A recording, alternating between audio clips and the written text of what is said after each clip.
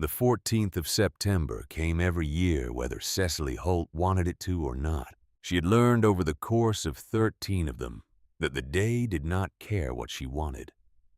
It arrived in the same way the cold arrived without announcement, without apology, settling into the bones before the mind had fully registered it was there. And so she rose at 5, the same as any other morning, dressed in the dark, and did not look at the photograph on the mantel as she passed through the front room. She had stopped looking at it years ago, not because it pained her, because it had stopped telling her anything she didn't already know. The horse knew the route. She had never taught him it deliberately, but animals learn the things you repeat, the turns you make without thinking, the places where your hands go slack on the reins, because some part of you has arrived before the rest of you. The gelding's name was Edgar, which was not a name she had chosen. He had come to her that way already, named already 8 years old, and she had decided there was no point in changing what a horse already answered to. He picked his way along the 2 miles of wagon track between the Voss Ranch and the town of Harlow without being asked, and she led him sitting straight in the seat with her hands folded in her lap and the small linen-wrapped parcel beside her on the bench. The parcel was the same every year. She did not explain it to anyone. No one asked. Harlow was not yet fully awake when she passed through it. A light in the window of the bakery, smoke from the smithy's chimney, the door of the feed store standing open, which meant old Cal Hester had arrived before sunrise again and forgotten to close it behind him, which meant his wife would come looking for him within the hour. These were the rhythms of a town small enough that its rhythms became your own, whether you intended that or not. Cecily had not intended it. She had arrived here in the spring of 1889 on a train from Boston, 22 years old, with a valise and a letter and a set of expectations that Montana had spent the following 6 months quietly correcting. She had intended to live here for a few years, save money, and return east. That was what she had told her sister. That was what she had told herself. 13 years later, she drove through Harlow at 5:30 in the morning and knew the rhythm of every building on the main street. And her sister had not written in 4 years. And east was a direction she thought about, the way you thought about a language you had studied in school and mostly forgotten. The cemetery sat on a low rise half a mile past the eastern edge of town, behind a wrought iron fence that the county had installed in 1891 and never adequately maintained. One of the posts had been leaning since a wagon struck it in 1897. Cecily had watched it lean further each year like a man gradually losing an argument. She tied Edgar to the fence and walked the path between the graves with the linen parcel in her hand. She knew where she was going. Her feet knew it without her eyes. The stone was modest. She had chosen it that way not from poverty. The ranch had been solvent in 1889 before everything, but because Garrett Voss had been a modest man in his appetites, and she had thought it right to let that follow him into the marker that bore his name. Granite gray squared at the top. His name. The years. Nothing else. She had refused the carver's suggestions of scripture, of sentiment, of the small decorative flourishes he offered at no additional charge. She had told him that the man who would lie beneath this stone would not have wanted flourishes, and the carver had looked at her the way people in Harlow often looked at her, as though her certainty were a kind of weather they were not dressed for. Garrett William Voss, 1849 to 1889.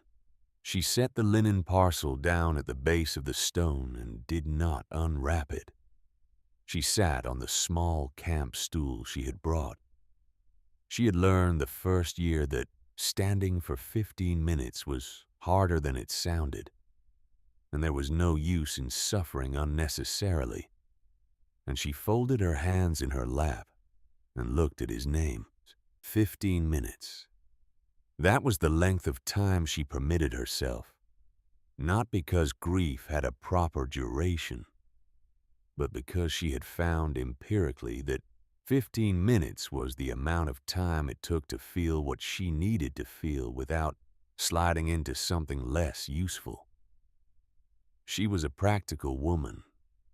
She had not always been, but Montana had finished the work that a Boston childhood had started, and practicality was what remained. She sat.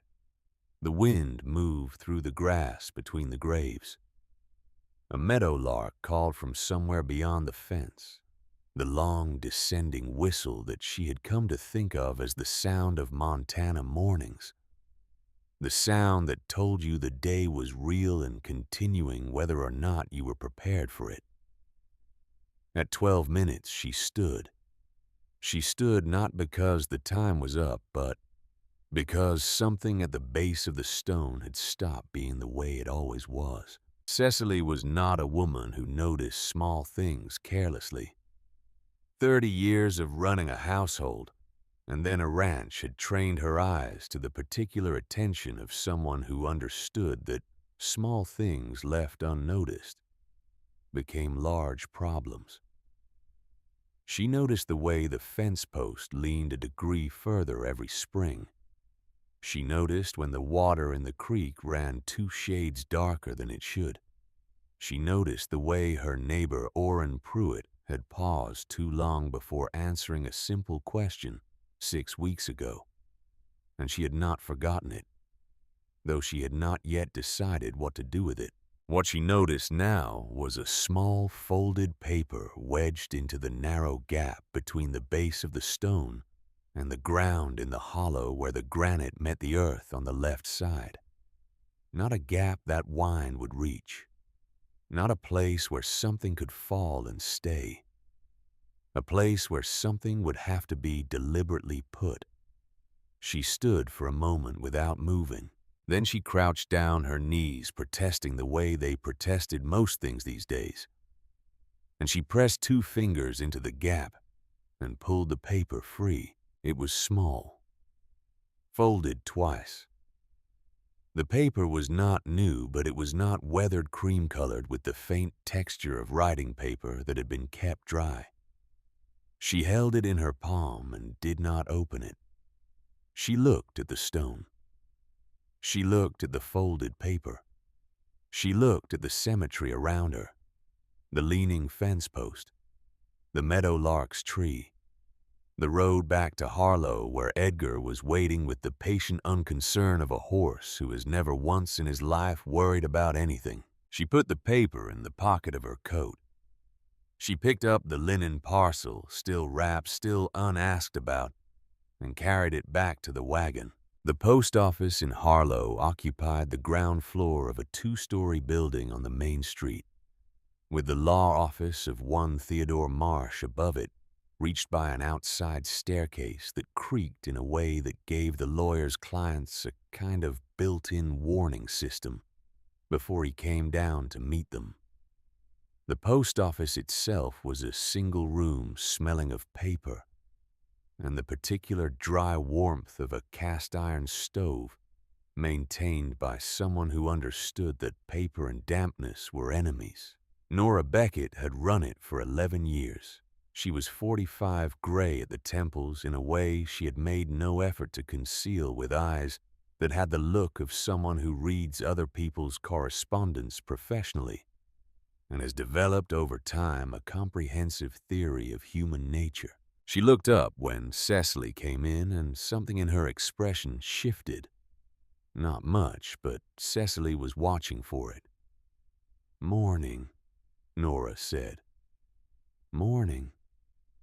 Cecily moved to the counter and waited while Nora assembled the mail. there was not much. There never was. A notice from the county assessor's office, which she recognized by the envelope without opening it. 2 circulars.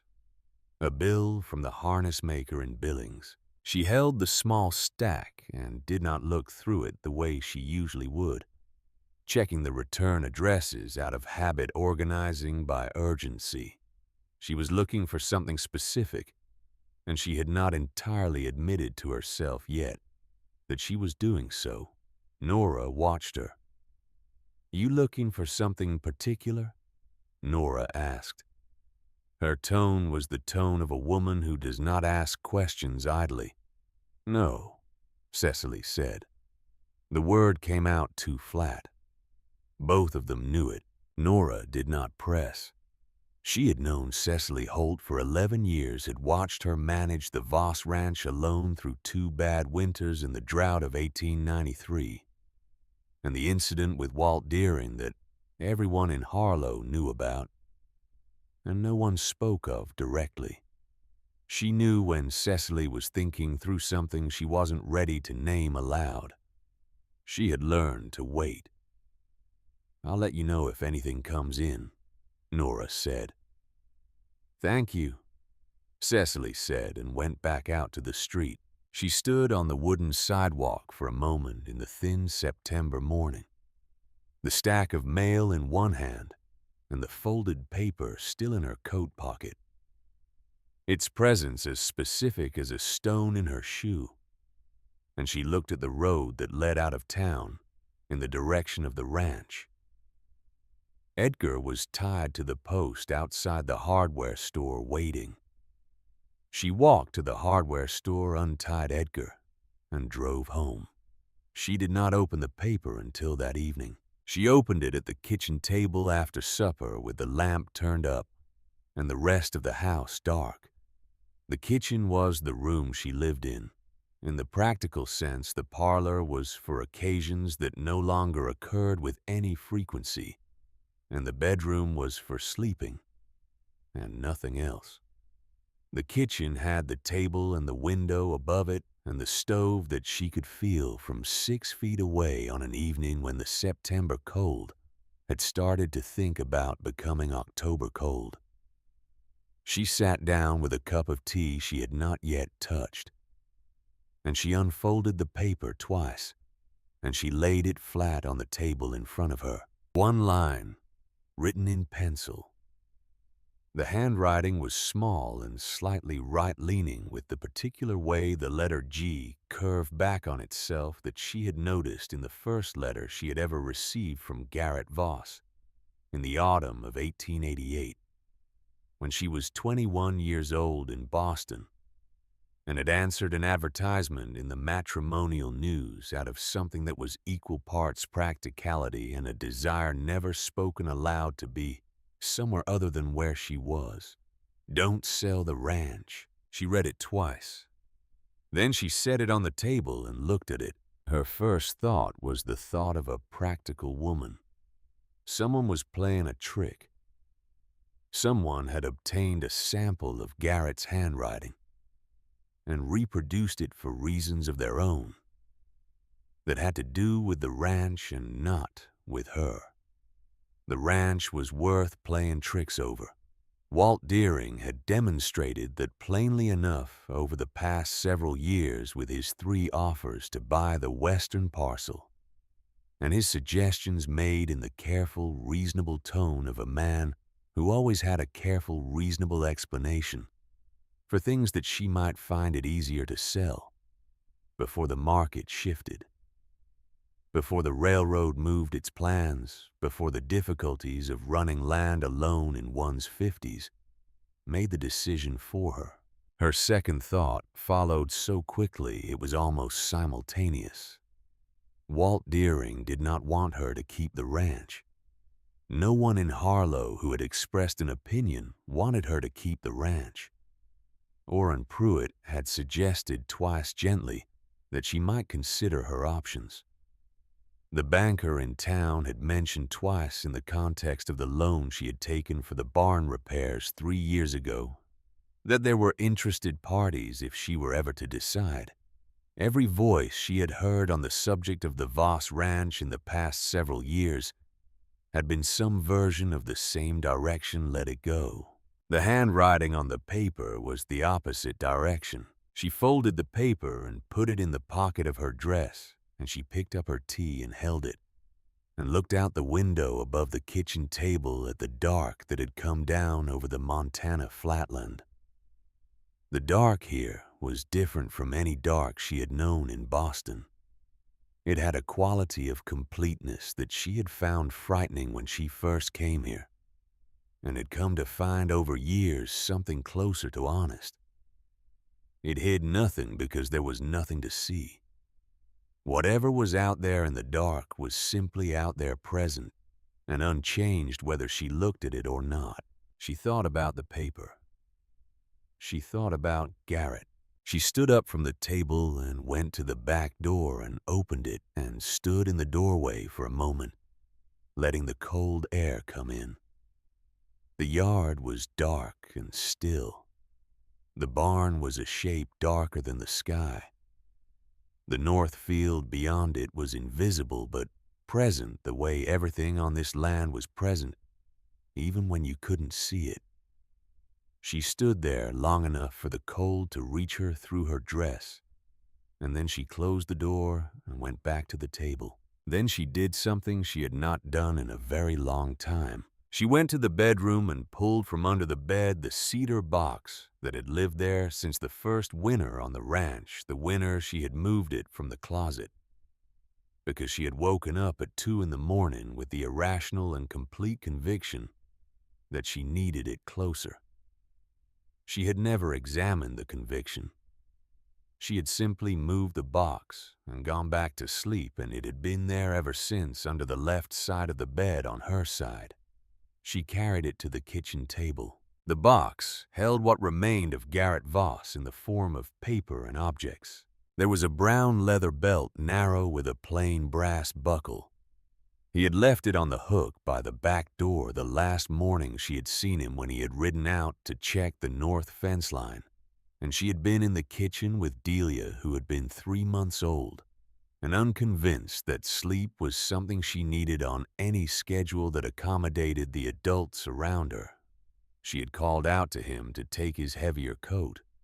The weather was turning, and he had called back something about the fence needing 2 hands free, which was not actually a logical reason not to wear a coat, and which she had been planning to point out to him when he returned. He had not returned. The belt had stayed on the hook for 6 months before she took it down. There were the ranch documents, the deed in both their names because she had insisted on it when they married in May, though he had said it was an unusual arrangement, and the lawyer had looked at her the way the stone carver had later looked at her. There were records of cattle sales and seed purchases, the careful accounting of a man who had grown up watching his father lose a ranch to imprecision and had determined not to repeat the lesson. And there were the letters, 22 of them.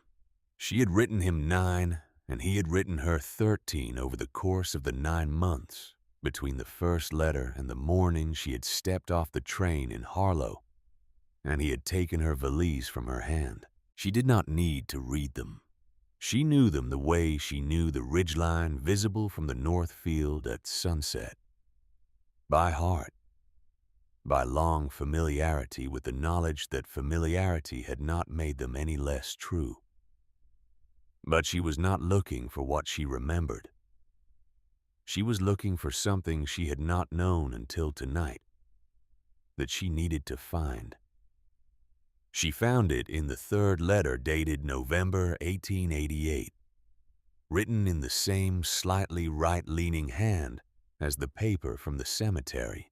He had been writing about the ranch, about the land, specifically the way it looked in November when the grass had gone gold and the sky came down low and gray, and the whole of the eastern field had a quality of light that he could not describe precisely, but had tried to in 3 different sentences. none of which he had crossed out as though he had wanted to keep the attempts even if they fell short.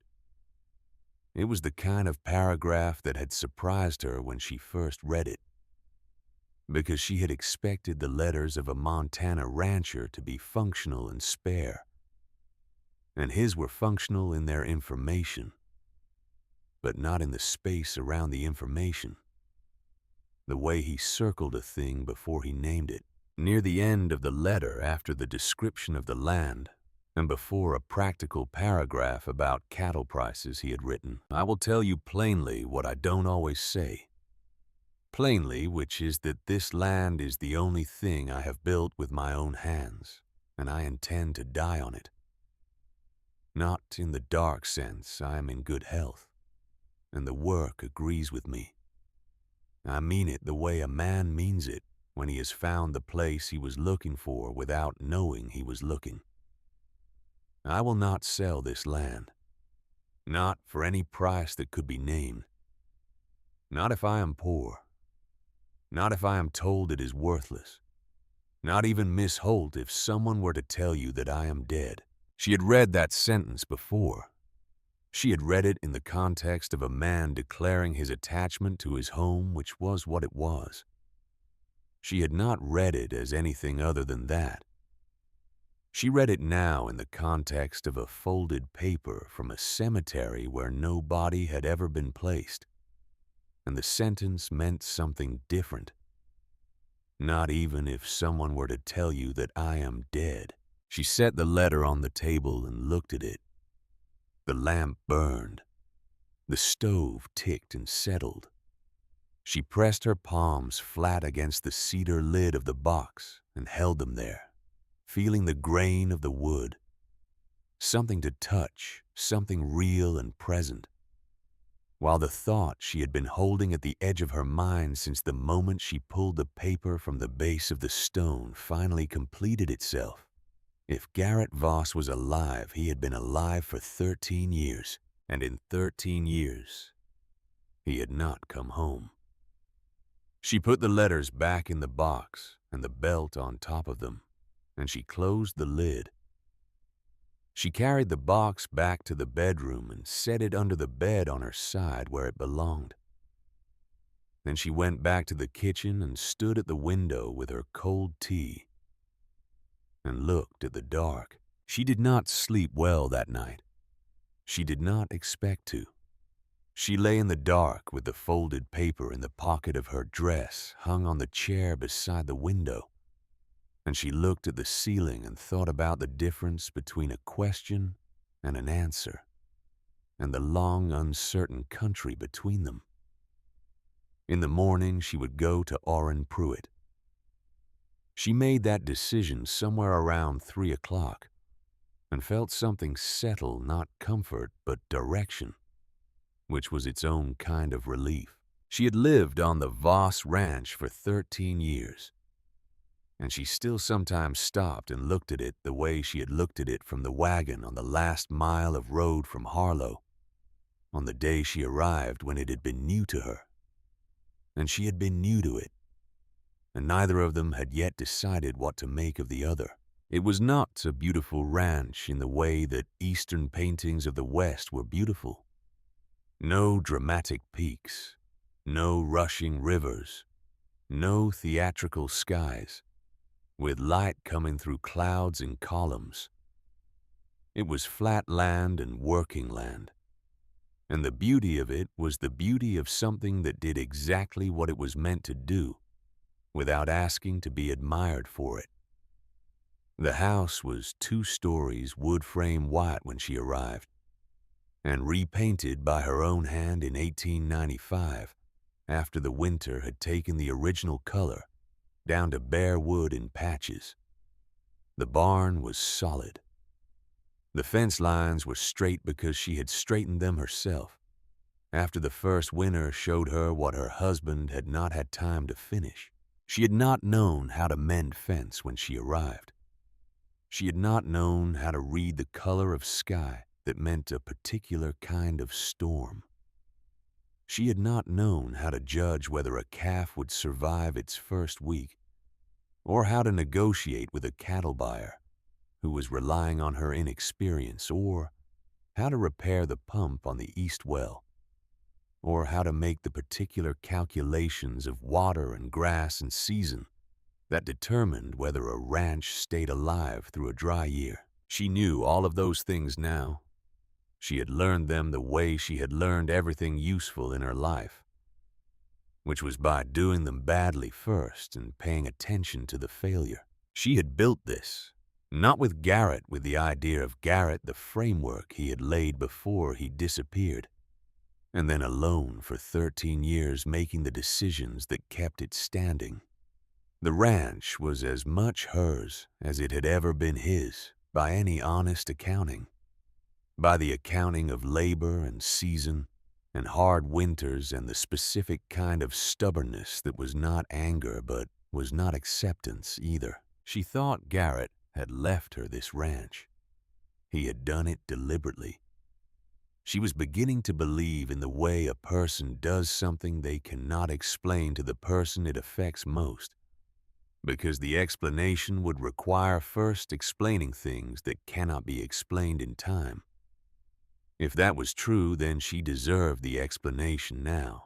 She held the reins lightly and let Edgar find his pace, and the morning came up gold over the eastern field, and the grass bent in the wind that came down from the north from the direction of the mountains she could not see, but knew were there.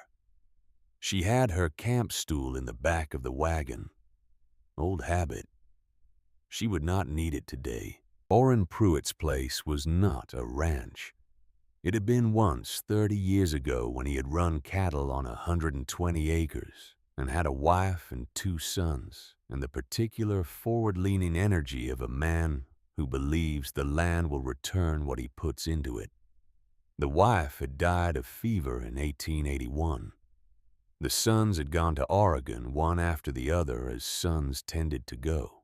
The cattle had been sold off gradually, a few head each year, until what remained was the 20 acres immediately around the house and a small operation of chickens and a kitchen garden that kept him fed and gave him something to tend. He had told Cecily once that a man without something to tend loses interest in the mornings. She had thought about that sentence more than once, since he said it in the years when the mornings on the Voss Ranch had been the hardest part of the day, when the getting up and the going out had required a specific act of will that she did not always feel she had in reserve. She understood what he meant. She had the ranch to tend. He had his chickens. She found him in the yard when she pulled in, splitting kindling behind the woodpile, with the methodical patience of a man who has nowhere to be and has made peace with that. He was 70 years old and walked with a hitch in his left leg from the kick he'd taken in 1891 that had never healed the way the doctor said it would. And he was thin in the way of men who have been thin for so long that their bodies have simply accepted it as the natural order. But his hands were still strong, and his eyes, when he looked up at the sound of her wagon, missed nothing. He watched her tie Edgar to the post by the gate. He watched her come through the yard. He watched her set the small covered dish on his porch. Railing she had brought an apple cake baked before sunrise because she was not a woman who arrived at a difficult conversation empty-handed. And he did not say anything until she had climbed the porch step and turned to face him. Morning, Cecily. Morning, Orrin. He looked at the cake. He looked at her. His expression was the expression of a man who has been waiting for something and is not certain whether he is relieved or sorry that it has finally arrived. "Come in then," he said. "I'll put the coffee on." They sat at his kitchen table, which was smaller than hers and closer to the stove. And the coffee was the strong, dark kind that he had been making for himself for 30 years without adjustment or apology. She drank it. She had brought 2 plates for the cake, and she cut 2 pieces and set one in front of him.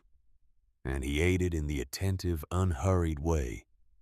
He ate everything as though food deserved the same respect as any other serious matter. She let him finish. Then she took the folded paper from her coat pocket and set it on the table between them. He looked at it. He did not pick it up. He did not pretend he didn't know what it was, which was what she had been watching for the flicker of false ignorance, the performance of a man seeing something for the first time. It was not there. He looked at the paper the way a man looks at a thing he is expected to see eventually, and his expression settled into something careful and tired. "You found it," he said, "yesterday morning." He nodded slowly. His hands were around his coffee cup, and he looked down at them. Outside, one of his chickens made a complaint about something and then was quiet. "You've known," she said. Not a question. He took a long breath, let it out. Known is a strong word. Suspected for a long time. Known for certain. He paused. About 4 years. 4 years. She let that find its weight without rushing toward it. "Tell me," she said. He told her. He told her about the summer of 1889, which she had lived through herself, but only from one side. He told her about the way Garrett had changed in June of that year, not dramatically, not in a way that Cecily would have seen from inside the marriage, but in the small ways that another man noticed. The way you noticed the sound of a river beginning to run higher before you could see the water had risen. He had become quieter than usual. He had started riding out in the evenings to the eastern field alone, which he did not ordinarily do. He had stopped coming into town on Saturdays, which had been his habit since Orrin had known him. Orrin had asked him once in July if something was wrong. Garrett had said no in the way that meant something was wrong, but was not the kind of wrong that talking would help. In August, Garrett had told him about Walt Deering, not all of it. Garrett was not a man who told things all at once, but enough. He had borrowed money in June shortly after the wedding from Walt Deering rather than the bank, because the bank had already extended him credit twice, and he had been too proud to ask again. The terms were Walt's terms, not a bank's terms, which meant the interest was the kind that compounded in the dark, when you weren't watching it. By August, Garrett had understood that the amount he owed was not going to shrink on what the ranch could produce that year, and that Walt Deering knew this, and that what Walt Deering wanted was not the money. He wanted the west parcel, Cecily said. Orrin looked at her. "You knew about that." "I've known for a while that he wanted it." "I didn't know Garrett had borrowed from him." "Garrett didn't tell you because he was ashamed. He said it plainly without softening it. He made a decision without consulting you 3 weeks into your marriage, and it went wrong. That was not an easy thing for a man like him to admit." She thought about that. She did not argue with it. She had known Garrett well enough to know that it was true. "The west parcel," Orrin continued. "Walt had information that Garrett didn't have when he took the loan. There was water under that land, underground spring deep enough, that it didn't show at the surface, but substantial enough to be worth a great deal to someone who intended to graze cattle through a dry year. Walt had hired a man from Denver the previous summer to survey the land quiet, not announced. He knew what was there. He offered Garrett the loan knowing Garrett would struggle to repay it, knowing what he'd be in a position to take when the time came. "He set Garrett up," she said. "He created a situation," Orrin said. "There's a kind of man who doesn't do wrong things directly. He arranges circumstances and then steps back and lets the circumstances do the work. Cecily looked at the paper on the table. She thought about Walt Deering, his 3 visits to the ranch, his careful and reasonable voice, his habit of looking at the western field when he spoke to her about finances as though the field were simply part of the landscape of the conversation and not the point of it. Garrett found out about the water in August, Orrin said. By then, he'd already figured out that the loan terms would give Walt the legal ground to take the west parcel by the end of the year if the debt wasn't settled. And Garrett couldn't settle it, not from that year's operation. What did he do? Orrin was quiet for a moment. He looked out the window above the sink at the yard where his chickens moved through the morning light in their unhurried way. And then he looked back at her. He came to me one evening in the first week of September, he said. Rode over after supper. We sat on the porch and he told me what I've just told you.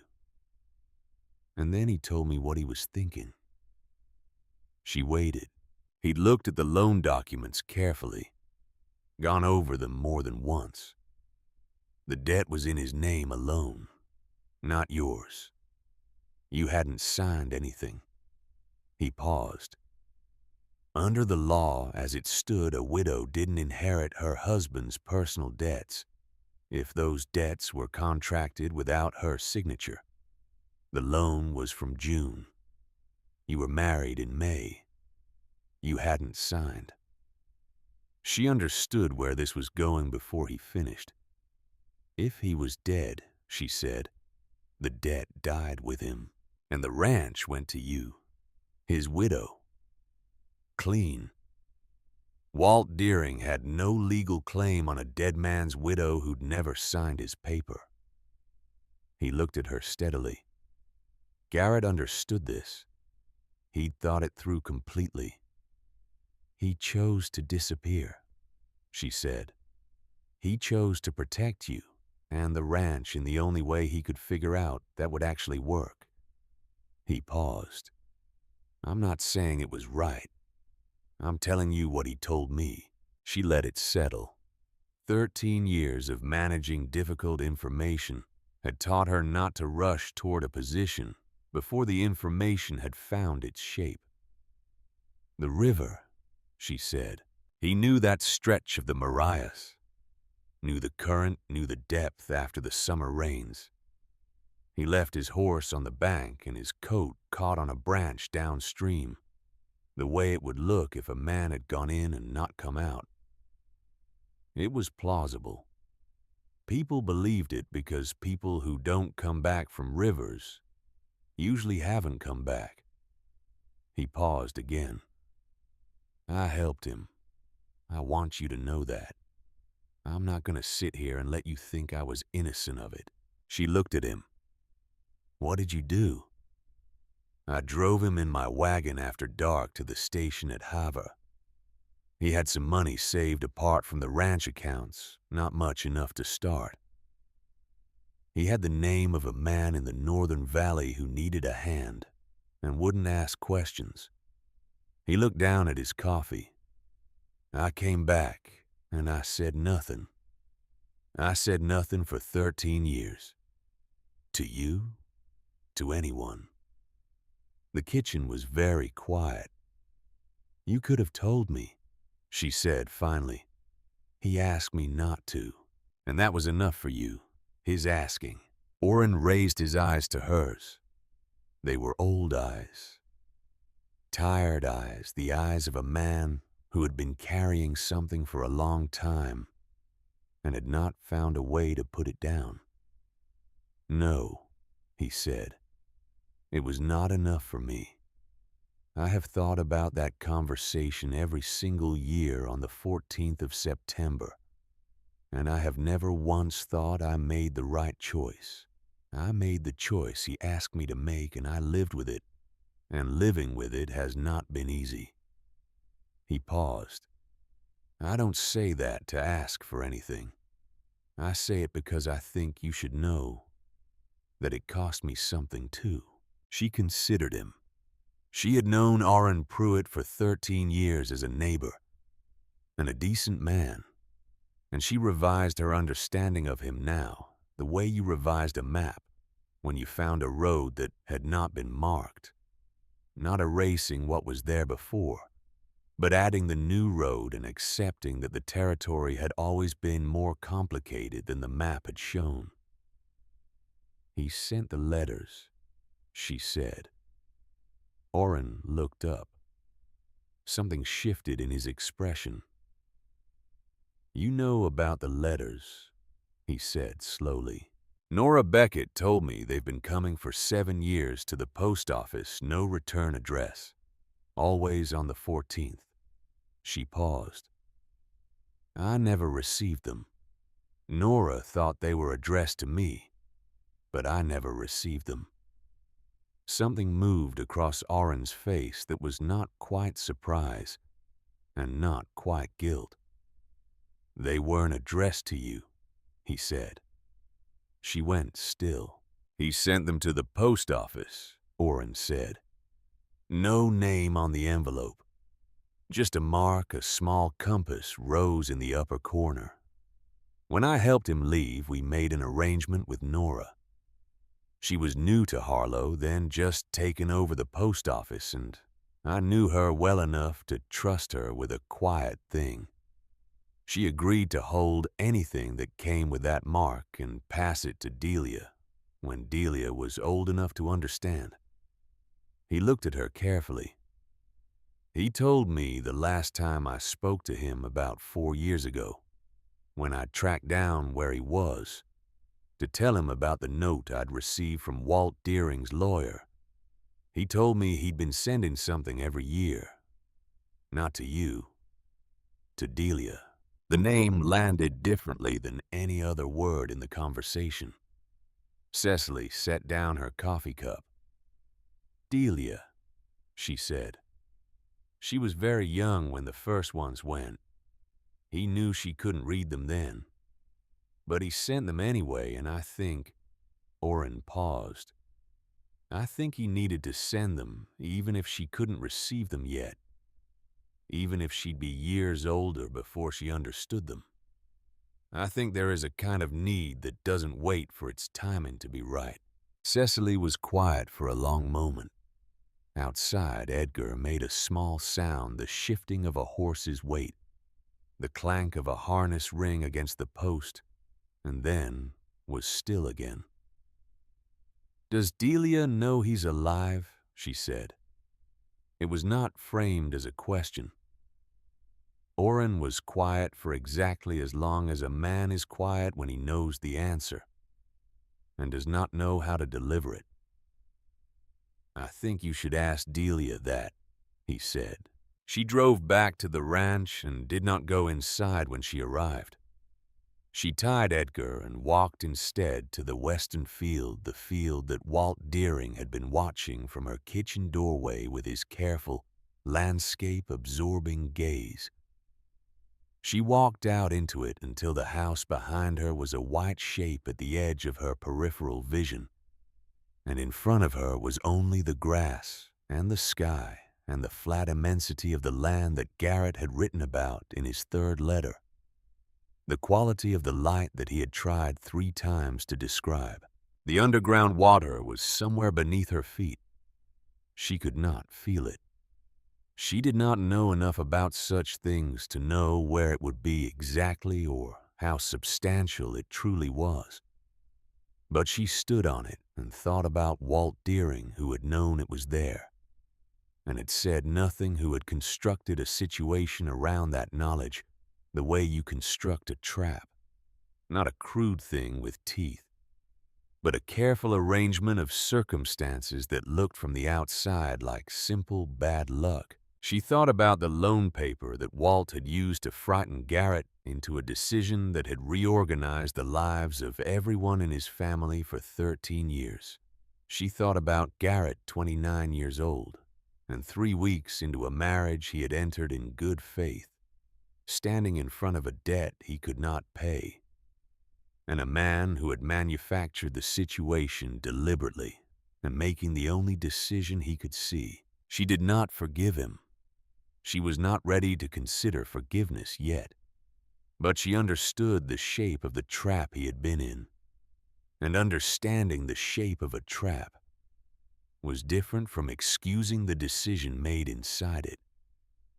She stood in the field until the wind shifted and came from the north, and then she went back to the house. That evening she wrote a letter to Delia in Billings. She said, "Only I need to see you. I'll come on Thursday's train." The train to Billings left Harlow on Thursday morning and arrived 4 hours later, which was time enough to watch the Montana landscape pass from the flatlands around Harlow into the broader river valley, and to think with more focus than was comfortable about what she was going to say to her daughter. Delia had been 3 months old when Garrett disappeared. She had no memory of him as a present thing, only the absence of him which Cecily had tried to manage with the care you use when you know a wound will leave a scar, and your only real influence is over the conditions of the healing. She had not invented stories about him. She was not a woman who invented stories. She had told Delia what she knew, which was that her father had been a good man who had worked hard, and that he had died before she had the chance to know him, and that this was a hard thing and would remain a hard thing, and there was no comfort that would make it otherwise. Only the fact of the ranch and the fact that they were on it together. She did not know if that had been the right approach. She suspected Delia had found her own way to grief independently, as children did in the private interior territory that parents were not granted access to. She did not know what letters Garrett had sent. She did not know what Delia had done with them. She looked out the train window and watched the river and thought that she was about to find out. Delia Marsh had her father's height and her mother's eyes, and she had made a small, solid life in Billings with a husband named Robert, who worked at the smithy on 2nd Street, and a house of 2 stories that she kept with the same attentive practicality that Cecily recognized as her own, transplanted into a different house in a different city, and expressed in slightly different arrangements. The kitchen garden was neater than Cecily's. The parlor had more books, but the woodpile was stacked the same way, tight, protected from rain, easy to reach, and the stove had the same quality of tended warmth. Robert was at work. The children, Cecily's 2 grandchildren, 7 and 4, were at school, and at Mrs. Patterson's respectively.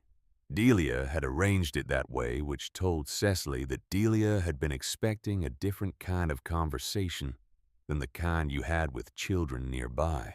They sat in the kitchen. Delia made coffee and put bread and butter on the table and sat down across from her mother with the expression of a woman who has had something sitting on her chest for some time and is making an attempt to breathe normally around it. Cecily looked at her daughter. Delia was 28 years old and had been carrying something for at least a year. Cecily could see it in the set of her shoulders, the careful way she had arranged her face into something that was meant to look like ordinary readiness. "I found something at the cemetery," Cecily said. Delia looked at her hands. "And I went to see Orrin Pruitt." Delia was quiet. "Delia, look at me." Delia raised her eyes. In them was something that Cecily recognized with a clarity that went straight through her chest. Not the look of a woman hiding something from her mother, but the look of a girl who had been carrying a stone that was too heavy and had been carrying it alone, and had not known until this moment how much she had needed someone to know she was carrying it. "You know your father is alive," Cecily said. Delia closed her eyes. When she opened them, they were wet. "Yes," she said. Cecily breathed. "How long?" "Since last year. I found a letter. It had come to the house before we moved here. Forwarded twice from the old address, and it finally caught up to me in the spring. I almost didn't open it because the handwriting on the outside wasn't anyone I knew." She paused. Inside was a letter, very short. He said he was alive. He said he couldn't explain in writing why he hadn't come back, but that he wanted me to know he hadn't gone because of me, and that there wasn't a day he hadn't. She stopped, put her hand flat on the table. "He told me that I had a right to know he existed." That was how he said it. A right to know. "He didn't give you an address," Cecily said. "No, no way to write back." "Did he say anything about me?" Delia looked at her. There was something in the look.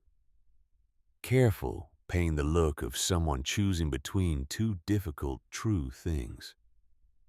"He said to tell you, but then he crossed that out. The whole line. You could see it had been written and then crossed through until it was unreadable." She paused.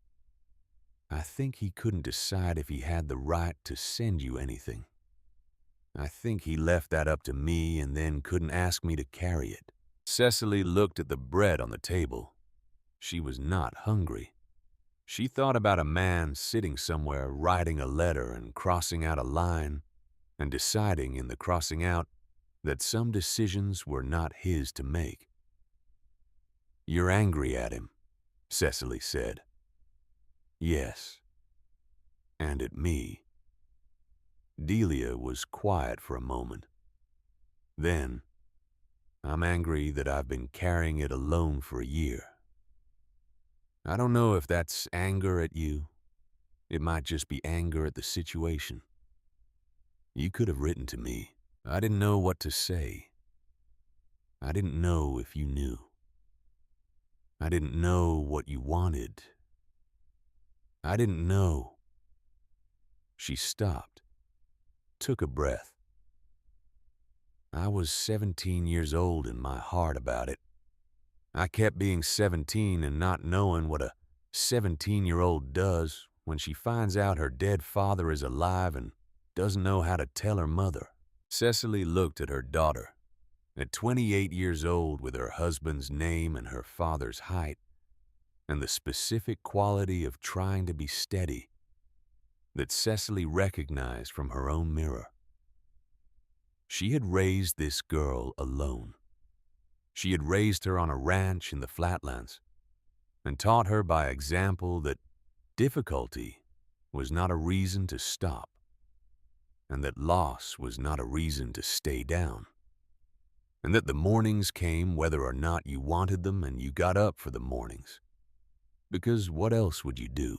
She had not taught her what to do when the dead came back to life. "I'm not angry at you," Cecily said. "I want to say that clearly.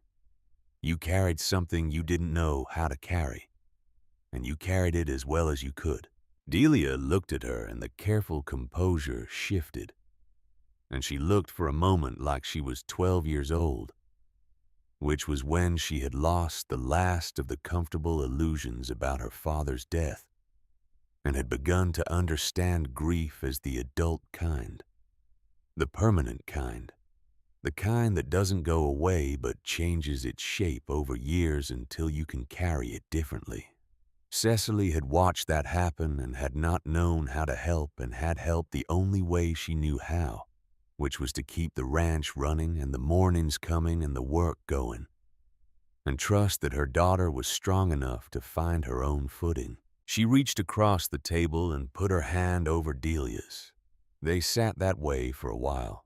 Outside, a wagon went by on the street, and somewhere a door banged in the wind, and the coffee in their cups went cold without either of them noticing. She stayed the night. She had not planned to, had not brought anything for it. But Delia asked and she stayed, and Robert came home and was quiet and decent and made himself scarce in the way of a man who understood that some conversations between women required the particular privacy of women's company. In the morning, they ate breakfast eggs that Delia made without asking what Cecily wanted, because she knew the way children know the particular preferences of their parents without having been explicitly taught them.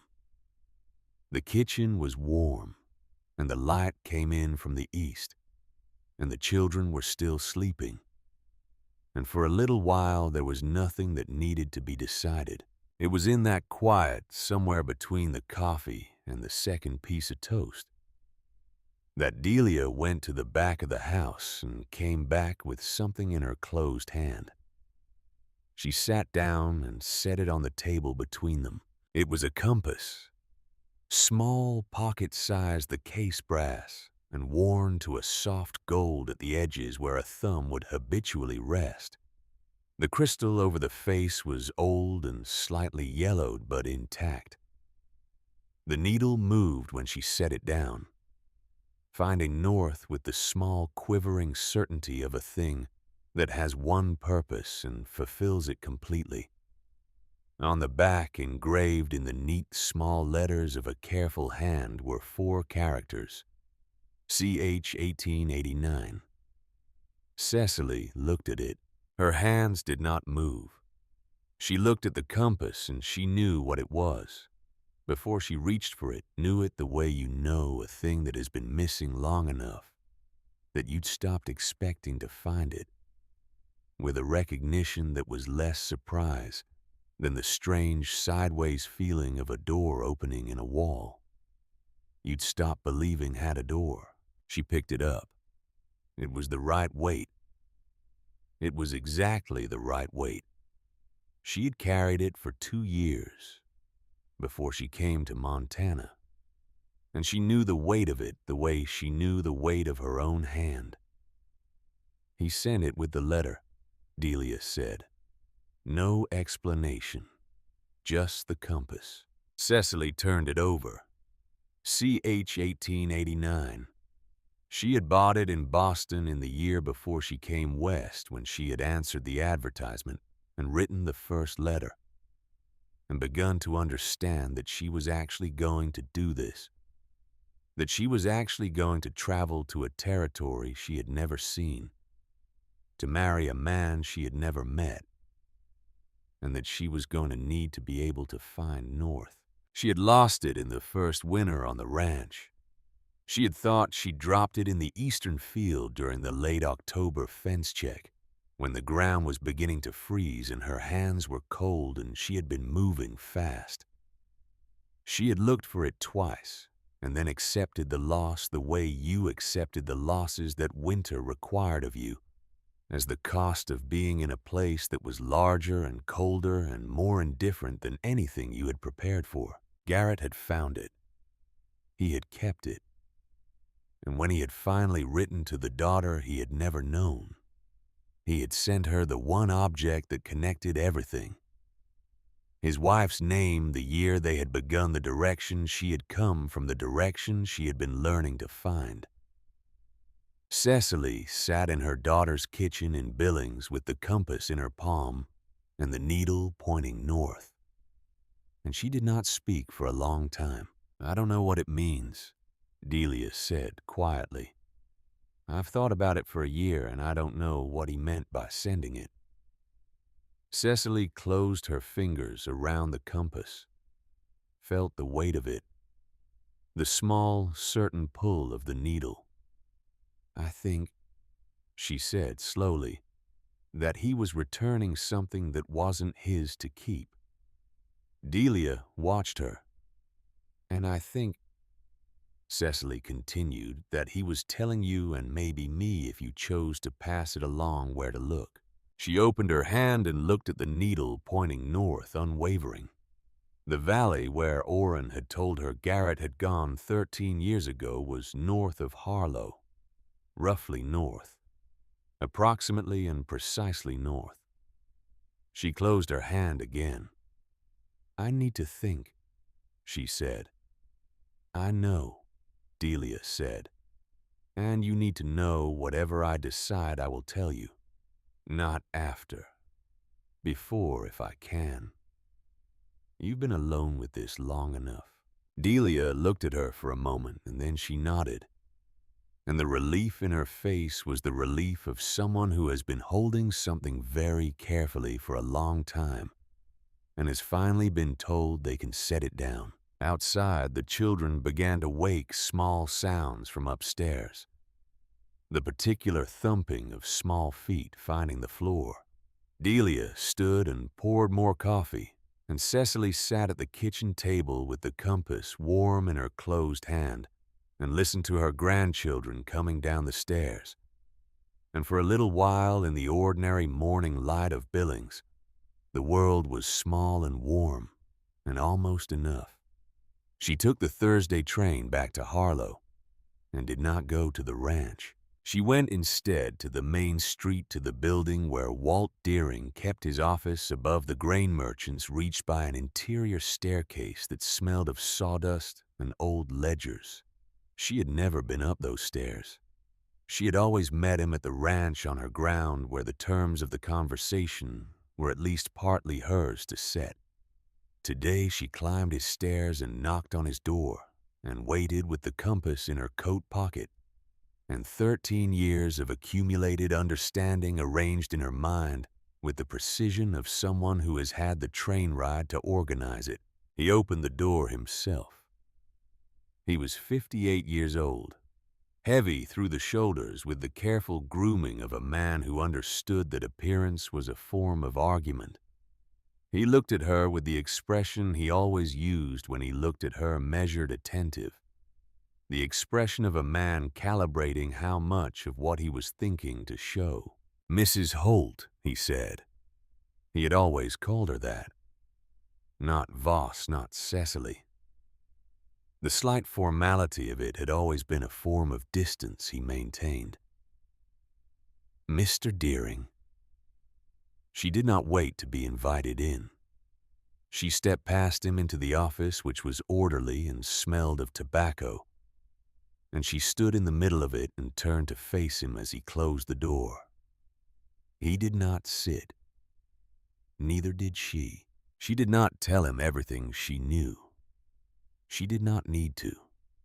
She told him what was relevant, that she understood the nature of the loan he had made to Garrett in June of 1889, that she understood what he had known about the West Parcel's water, and what Garrett had not known when he signed the paper, and that she understood the structure of what he had done, which was not illegal by any law she could name, but was the kind of thing that a person with Walt Deering's intelligence understood perfectly well.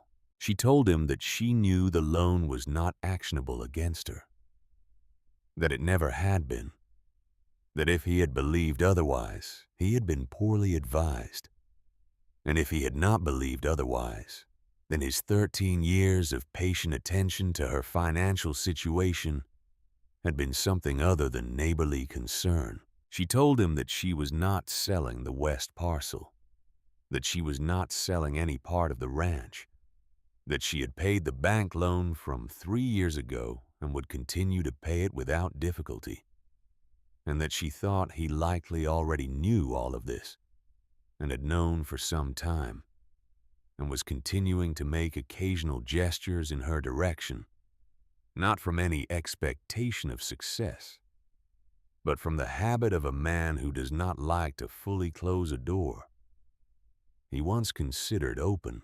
He listened. He was good at listening. She had always noted that about him, the quality of attention he brought to a conversation which could be mistaken for respect, but was actually a form of information gathering. When she finished, he looked at her for a long moment. "You've done your research," he said. "I've done 13 years of running a ranch alone," she said. "Research is part of it." He was quiet. Something shifted in his expression. Not defeat exactly, but the particular adjustment of a man who has reassessed the situation and found it different, than he had mapped it.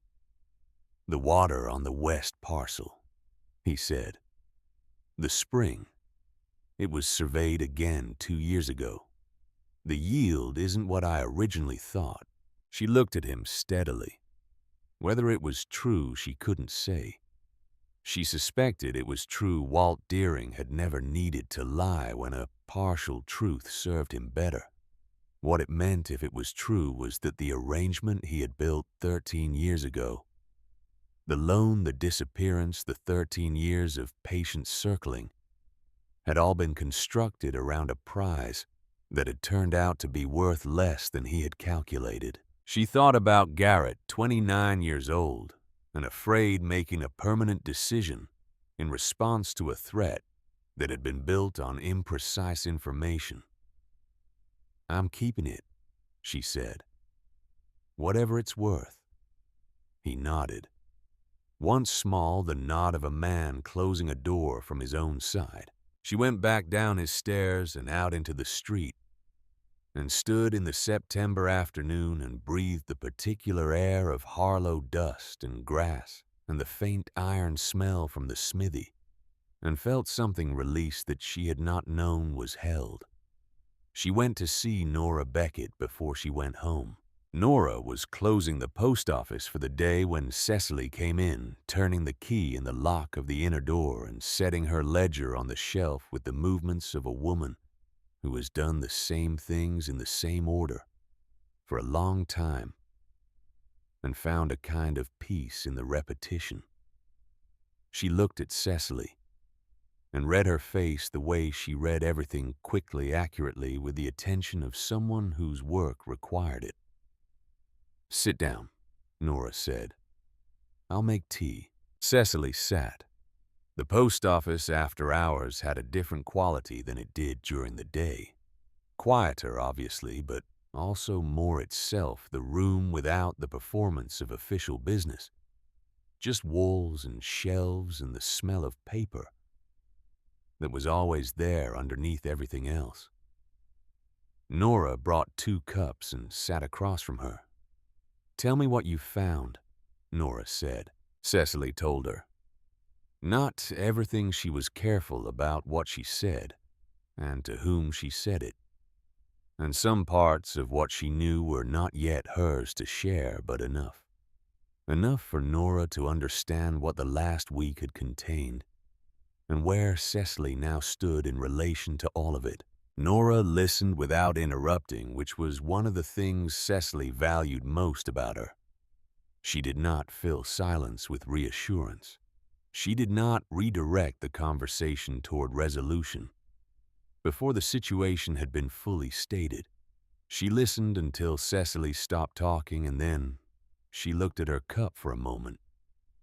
And then she asked the question Cecily had been asking herself since the train ride back from Billings. "Are you going to go find him?" Cecily looked at her own cup. "I don't know if what I want is to find him. What I want is to understand. Those might be the same thing. They might." She paused. "I'm afraid of what it will look like walking up to a man who chose not to come back for 13 years and standing in front of him. I'm afraid of what it will feel like. To be angry. To not be angry. To understand him too well and find that understanding doesn't help." Nora turned her cup in her hands. "There's a thing people say about forgiveness," she said, "which is that it's something you do for yourself, not for the other person. I've always thought that was only half true. It's for yourself, yes, but what you do with it after, how you arrange yourself in relation to the other person, once the forgiveness is done, that's a separate question entirely, and the advice never covers that part." Cecily looked at her. "I'm not saying go," Nora said. "I'm not saying don't go. I'm saying that whatever you decide, the deciding should be yours, not his. He's made enough decisions that affected you without your input." Cecily thought about the letter Orrin had described Garrett sitting somewhere, writing to Delia, crossing out a line intended for Cecily, and then leaving it crossed out. Deciding that the decision was not his to make and making the decision anyway by crossing it out. There was a particular kind of love that looked like restraint. She had seen it in her father in the way he had not said certain things to spare her. She had felt it in herself in the things she had not told Delia over the years to spare her daughter. She recognized it now in the crossed-out line in a letter she had never seen, and she recognized it with the complicated feeling of a person who has been loved in ways that cost them something they were not consulted about. She took the compass from her pocket and set it on the counter between them. Nora looked at it, looked at the initials on the back, looked at Cecily. "He sent that to Delia," Cecily said, "with the letter." Nora was quiet for a moment. "That's yours," she said. "It was always mine." "Then you already know what you're going to do." Cecily picked the compass up. The needle steadied. She turned the compass slightly, and the needle adjusted, patient and unwavering, finding the same direction, regardless of how she turned the casing. It did not care which way she faced. It only knew where north was. She put it back in her pocket. "Thank you," she said, and she meant it for more than the tea. She drove out to the ranch in the late afternoon with the sun behind her and her shadow long on the road ahead. She put Edgar in the pasture and carried the compass inside and set it on the kitchen table and looked at it while she made supper. She ate at the table with the compass beside her plate and the needle pointing north, and thought not about logistics. She had settled those on the train, but about what going north would mean in the sense that didn't have practical answers. 13 years. She had built the ranch in 13 years. She had raised Delia to adulthood in 13 years, or most of it. She had become a different woman. Not a worse one or a better one in any simple accounting, but a more complete one. A woman who knew more fully what she was made of because she had been required to find out. A woman who could mend fence and negotiate cattle prices and sit in the dark of a hard winter and know with something past hope and before certainty that the spring would come. Garrett had not made her that woman. She had made herself that woman. But he had made the conditions by leaving, and she had never quite known whether to blame him for the conditions or to understand that the person she had become inside them was in some way she couldn't fully articulate worth something to her. She thought about the autumn of 1888, when she was 21 years old in Boston and had gone to post the first letter to a man she'd found in the matrimonial news, and had stood in front of the postbox for a full minute before she put it in. She had not been afraid. She had been making a decision she understood was large, and she had wanted to stand in front of it long enough to know she was choosing it with full awareness. She had put the letter in the box. She picked up the compass. She was choosing this too. She left before dawn on a Saturday with a bedroll and provisions for 2 days in the back of the wagon, and Edgar moving at the steady, unhurried pace he used when he understood the distance was significant. The road north from Harlow was a road she knew for the first 10 miles, and then didn't. And after that, she relied on directions that Orrin had given her quietly when she had stopped at his place the previous evening. He had not asked what she was going to say. He had drawn her a small map on the back of an envelope and handed it to her and said, "He doesn't know you're coming. And Cecily, he goes to town once a month for supplies." always at night rides in from the North Road in and out before anyone's awake. That's how he's managed it. She knew that. She had decided against sending word ahead because she needed this on her terms in her timing, without giving him the opportunity to prepare a version of himself to present to her. She had had enough of versions. She wanted the man at the table on an ordinary morning. The valley opened up gradually, the way valleys in that country did not. A sudden revelation, but a slow unfolding, the hills drawing back on either side to reveal the lower ground between them, where the grass was longer and greener, and the air had a different quality, less wind and more moisture. The underground water expressing itself in the vegetation above it. She could see from 2 miles out that the land was good, better than she had expected. There was a house at the far end of the valley, small wood-framed with a stone foundation and a chimney already sending up a thin thread of smoke into the morning sky. A kitchen garden on the south side, late season, past its full production but still tended. A small corral with 2 horses and a mule. Firewood stacked along the north wall of the house, stacked properly, split and tight and protected at the top, the way you stacked wood when you knew what a Montana winter required. She slowed Edgar to a walk. She had thought she would feel something enormous as she came into the valley, some breaking open of emotion that she would need to manage. What she felt instead was a strange calm. The same calm she felt at the beginning of a difficult task. Not the absence of feeling, but the presence of focus, the narrowing of attention to what was immediately in front of her. At 200 yards, she could see the figure at the window, standing looking out. He would have heard the wagon. At 100 yards, the figure moved away from the window. At 50 yards, the door opened. He stood in the doorway.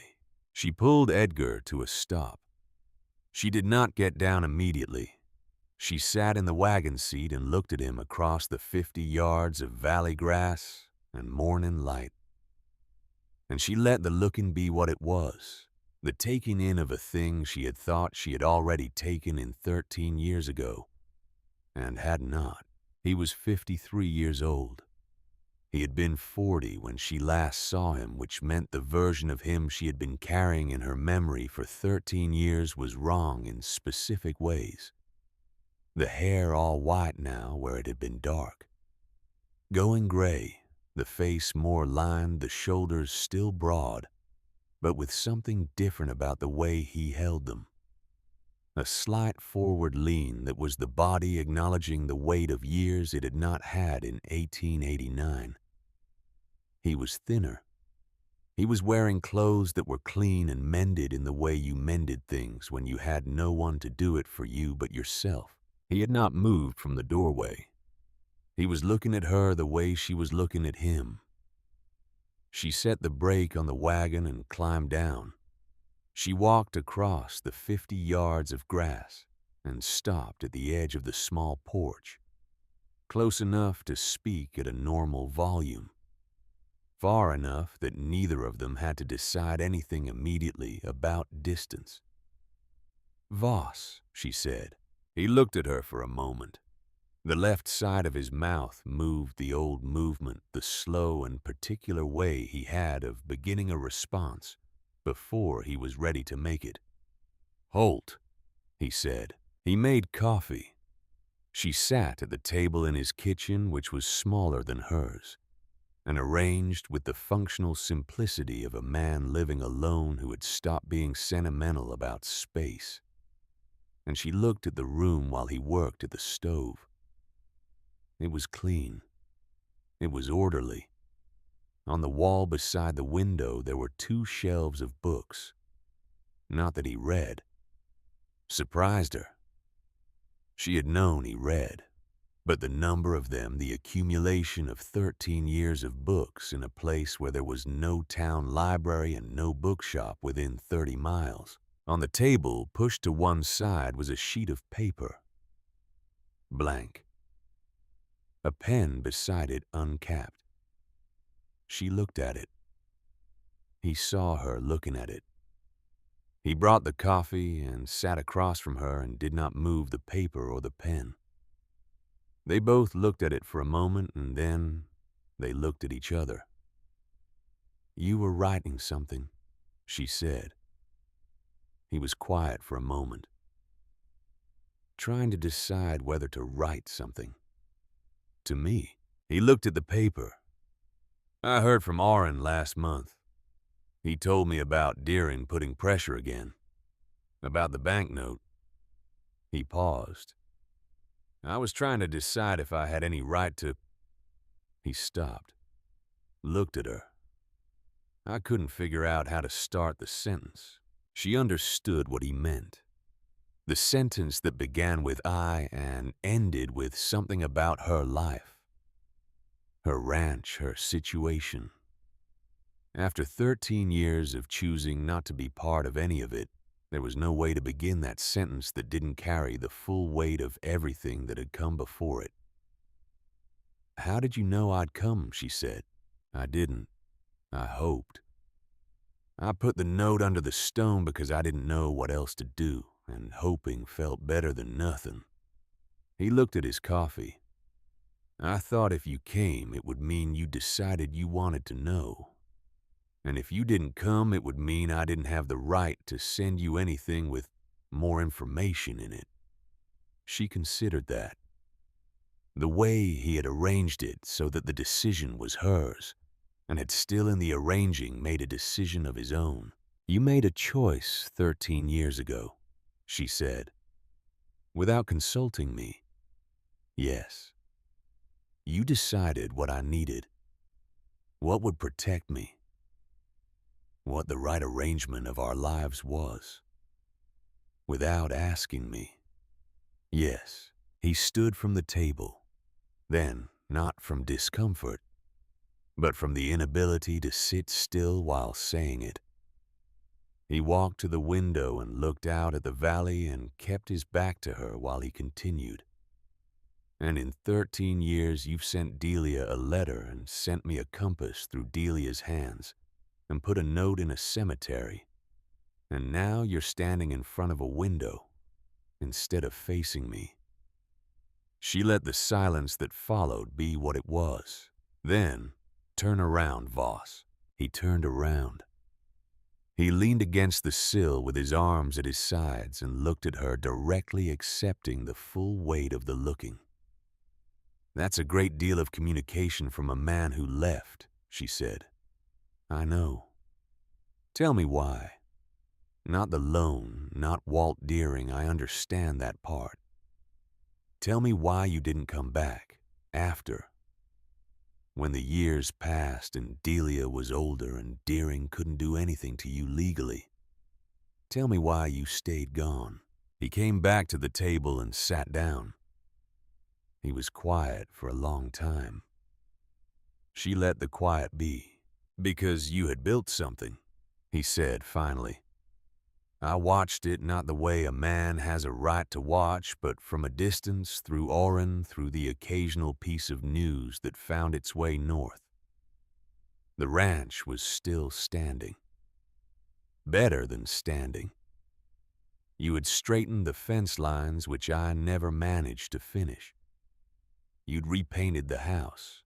The cattle operation was solvent. And Delia..." He paused. "Orrin told me about Delia. How she was growing. How she was." He looked at his hands. "I had made a decision that cost you 13 years of your life, and I thought coming back would just cost you more. I thought the situation I would bring back with me a man who had faked his death, who had complicated your legal situation, who had left you with no warning or consent. I thought I was a liability. I thought you had built your life around the absence of me, and I didn't have the right to put myself back in the middle of it without asking. You could have asked, she said. You could have written and asked. I know. He looked up. I kept deciding I wasn't ready. And then more time passed and it felt worse. And I decided again I wasn't ready. And that went on until the not deciding was its own kind of decision. He paused. I am telling you this so you understand it, not so you excuse it. I am not asking you to excuse it. She turned it over the way she turned over difficult things, slowly examining each side. The compass, she said. Something shifted in his expression. You have it. Delia gave it to me this week. When I went to Billings, she reached into her coat pocket and set it on the table between them. The needle swung and steadied. He looked at it. The looking had a quality of long familiarity, the look of a man who has kept something nearby for a long time and come to associate it with a specific weight of feeling. I found it that first winter, he said, in the east field near the fence line. I meant to give it back to you, but the winter got hard, and I kept meaning to, and then he stopped. And then the spring came, and I thought I'd give it to you in the spring, and something in me wanted to keep it a little longer. It was yours, and I wanted to keep it near me. And I knew that didn't make complete sense. You kept it for 5 years, she said. I kept it. He looked up from the compass. When I wrote to Delia the first letter, the one she would have been too young to read. But I sent anyway because I needed to send something. I put it in because it was yours, and I had no right to it. I wanted it to get back to you somehow, even if I couldn't be the one to bring it. She looked at the compass.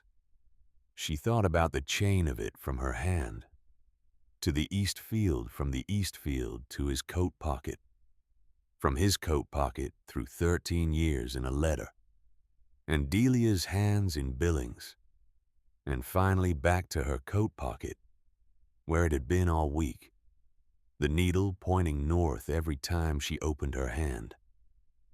You've been sending the map back to me in pieces, she said. He looked at her.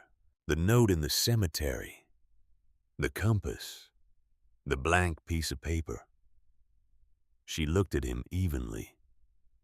Every piece points the same direction. He did not answer. He did not need to.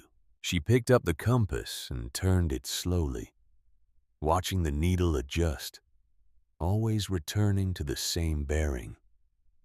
She thought about what it meant that he had found it and kept it. She thought about what it meant that he had sent it to Delia when he finally wrote. She thought about what it meant that she had carried it all week without fully understanding that she had already made her decision by the time she put it in her pocket in Delia's kitchen. She set it back down on the table. I don't know if I forgive you, she said. I want to be honest about that. I don't know yet. What you did cost me things that can't be given back, and the understanding of why you did them doesn't make those things cost less. I need you to know I am saying that plainly, and not as the beginning of a negotiation. I know, he said, but I also need you to know. She paused, found the words where she had left them in the long thinking of the last week. I came here because I needed to understand, and I think I understand. Not everything, but enough to know that you were a man in an impossible situation who made a decision I would not have made, and who has spent 13 years living inside that decision without looking for a way out of it, which is its own kind of honoring what you did even if what you did was wrong. He was very still. I'm not asking you to come back to the ranch, she said. I'm not asking anything from you tonight. What I'm telling you is that I know where you are now. Delia knows you're alive. And what happens next? She paused. That's a conversation we haven't had yet. Tonight I just needed to sit across a table from you and know that you were real. He looked at her for a long time. You're more than I remembered, he said quietly. And I remembered a great deal. She picked up her coffee cup. It had gone cold while they talked. She drank it anyway because she was not a woman who wasted what was in front of her. Your firewood is stacked well, she said. He blinked. Then the left side of his mouth moved the same slow beginning the same particular way. I had a good teacher, he said. Long time ago. You taught yourself. I had letters from a woman in Boston who mentioned once that her father stacked his wood with the split side down in the second course to let the rain run off. He looked at the table. I've done it that way ever since. She looked at him. She thought about the letter she had forgotten writing the details she had included, in the way you included things when you were filling pages to a stranger, and reached for specifics, because specifics felt truer than generalities. She thought about a man on the other side of the country reading that detail, and carrying it and stacking his firewood that way for 20 years in Montana, and wherever else he had been, because she had mentioned it once in a letter she had written when she was 21 years old, and did not know what she was beginning. She thought about all the ways a life touched another life without knowing it was touching. The long, invisible lines between people that only became visible from a certain distance. She stayed for another hour. They talked about practical things, the valley, the land, the work he had been doing for the family who owned the larger ranch at the northern end. They talked about Delia carefully, neither of them saying more than the other needed to hear yet. He asked about the east field, and she told him about the fence, and he listened the way he had always listened, with his full attention without interrupting. When she stood to go, he stood with her. They walked to the door and he held it open, and she stepped out onto the porch and looked at the valley in the late afternoon. The grass long and gold in the September light, the hills on either side drawing the sky down to their edges, the air with that cool, particular smell of autumn coming in from the north. She turned to face him. He was standing in the doorway, the same place he had stood when she pulled up in the wagon that morning. The same place a few hours later, with everything different. She took the compass from her pocket. She held it out. He looked at it, looked at her. It's yours, he said. It's mine, she agreed. I know where north is. I don't need it to tell me any more. She held it steadier. But I think you might.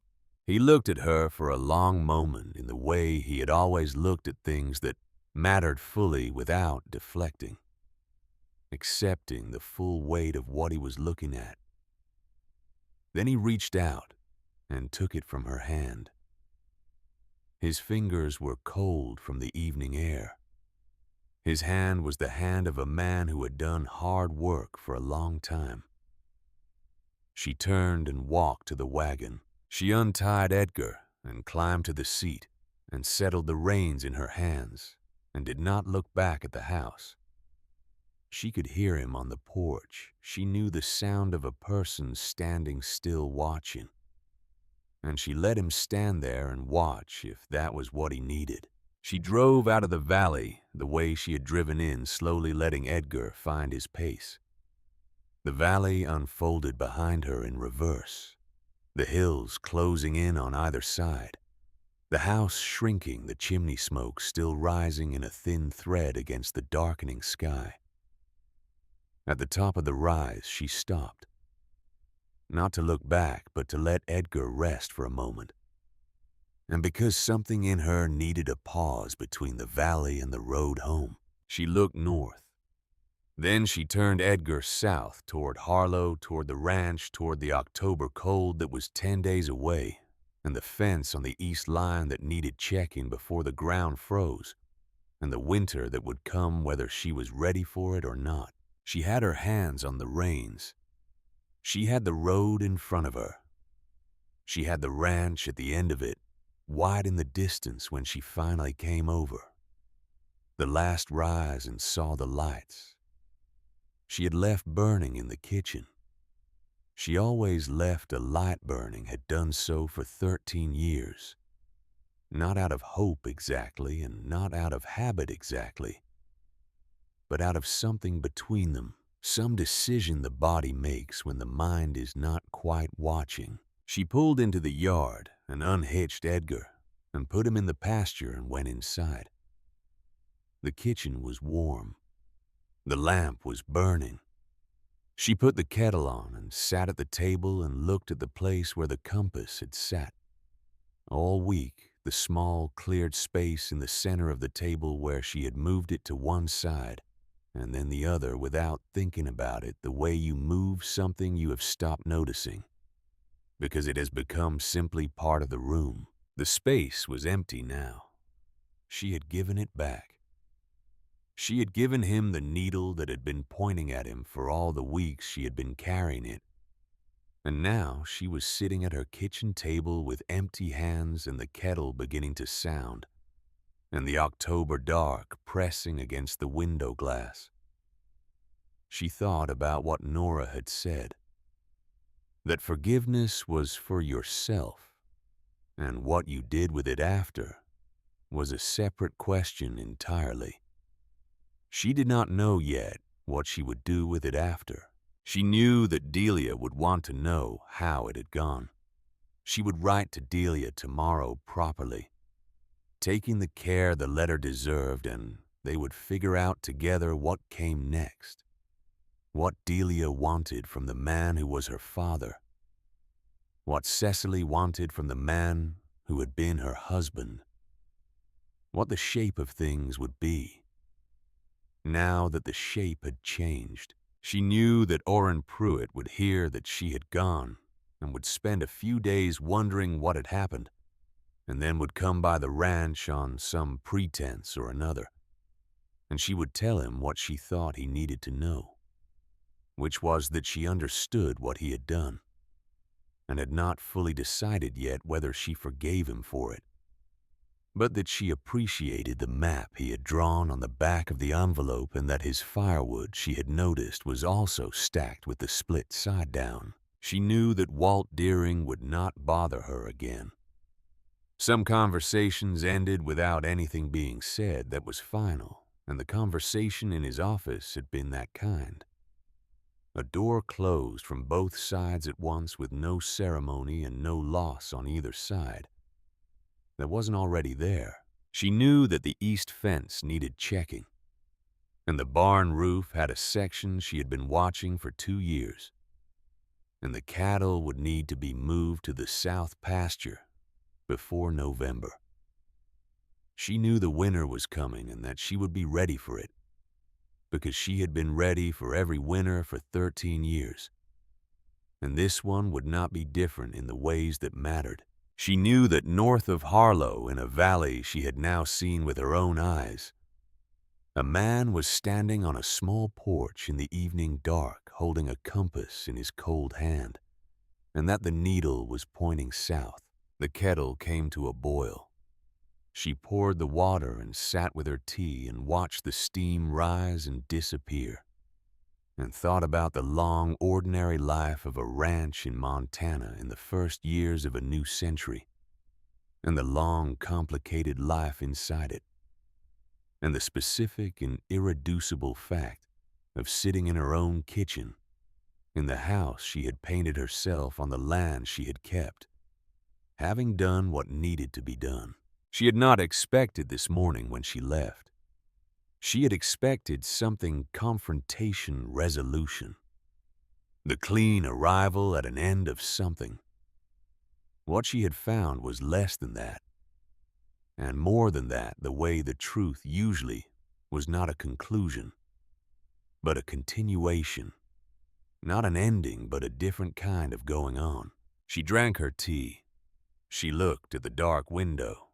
She thought about her daughter in Billings, and about a man with a compass in a valley she could find again if she chose to, and about all the mornings that would come after this one arriving as they always did, without asking, without apology, certain as the season and the cold, and the particular quality of light on the eastern field at dawn that Garrett Voss had tried 3 times to describe in a letter in 1888, and had not quite managed, because some things could not be captured in the attempt, but only in the living of them, the long, slow living of them, one morning at a time.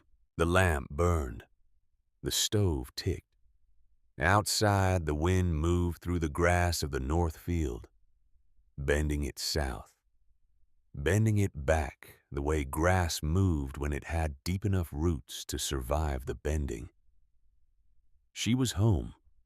She had always been home. She had simply needed at last to understand what that meant.